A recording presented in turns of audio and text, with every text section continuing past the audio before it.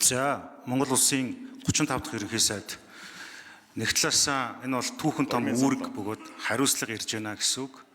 Тэгээ өмнөх хоёр ерөнхий сайдын чинь хувьд бол 23-4 одоо яам сайд, дараагийнх нь болохоор 2021 гэдэг ингээд дандаа 20 давсан яам сайд нартай байсан. Одоо бол ерөөсөө энэ олон улсын нөхцөл байдал, эдийн засгийн нөхцөл байдал бол цомхон чадварлаг гэдэг шалгуурыг л тавьж байгаа.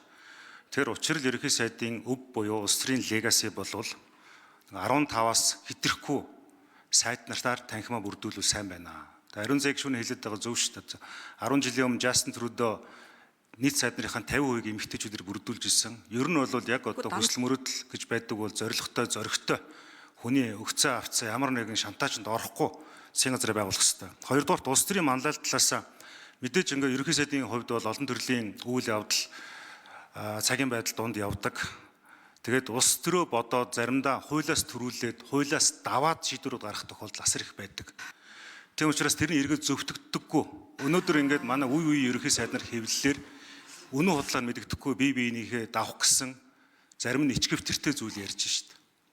Энэ утгаараа бол энэ улс төрийн хандлага манлайл гэдэг бол нэг л зарчимтай байдаг. Тэр бол үнний бөгөөд шудраг басны зарчим гэж байна. Ерөнхий сайд гэдэг нэг талаасаа аль нэг намын даргач гэсэн нөгөө талаасаа Монгол улсын их ашигын тэргүүн хамгаалагч учраас энэ эрх одоо ашигыг нэгдүгээр тавьж явах ёстой. Гуравдугаарт хууль хэрэгжүүлэх ажил бол ерөөсөө засгийн газрын үндсэн ажил. Тэр өнөөдөр ингээд Монгол улсын төрийн өндөр алба хашиж байсан хүмүүс, хашиж байгаа хүмүүс өдөр болгон гэмт хэргийн цуврал кино ороо болгон ярьж байгаа мэт хэвлэлээр бие биенийгаа одоо баримт сөхөж ярьдаг боллоо.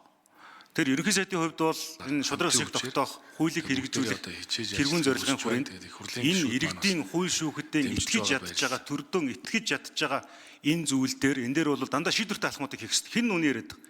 Хэн худлаа яриад байгаа? Өнөөдөр хотын дарга гэхэл үзэл бодлоо илэрхийлсэн иргэдийг террорист гэж очилж шít. Ийм зарчимтай одоо улс төрч төрийн албаагч гэж байж болох уу? Тэгэхээр та энэ хотын даргадаа хариуцлага тооцоорой. Тэр үнэн худлаа яриад мэддэхгүй байгаа хүмүүстэй ч гэсэн бас нэг тийш нь болгоорой. Тэгэхгүй бол 100 хоногийн дотор танаас ард түмэн хүлээлтэн дуусна шүү. Дөрөвдүгээрт эдийн засгийн үр өгөөжийг тооцохдоо энэ аливаа төсөл хөтөлбөрүүдийг ярихдаа дандаа энэ одоо иргэдийн мэдих эрхийг хангаж, оролцоог нь хангаж явмаар байна. Тэгэхгүй болохоор ингээд том дүнтэй татвар төлөгчдийн мөнгийг нэг эрх мэдэлтэй дарга нар лоббидод гаргаад ирчдэг. Ингээд судалсан судлаагүй завсар төсөл хөтөлбөрүүд ороод ирдэг. Ард дээр нь баахан популизм үүсдэг. Улсын эдийн засаг нуруу ундаг. Төгсгөлд нь хэлэхэд чи 1 минут сонгож болохгүй. За 1 минут сонгоч. Эрдэнэ улдагчид 1 минут сонгоё.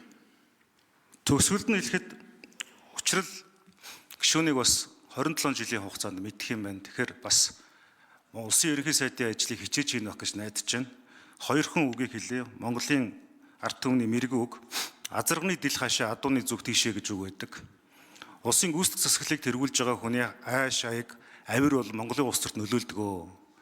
PR хийгээд популист нэвтрүүлэг хийгээд гэмт хэргийн цуврал гаргаад байвал иргэдэн талцаал итгэл үнэмшлгүй болоод тэгээд нүглийн хар сүүдэр улсыг нөмрөөд энэ хэрүүл маргаан явсаар угаад хөгжил дэвшлээ боомлдог түүхийг бид нар мэдж байгаа.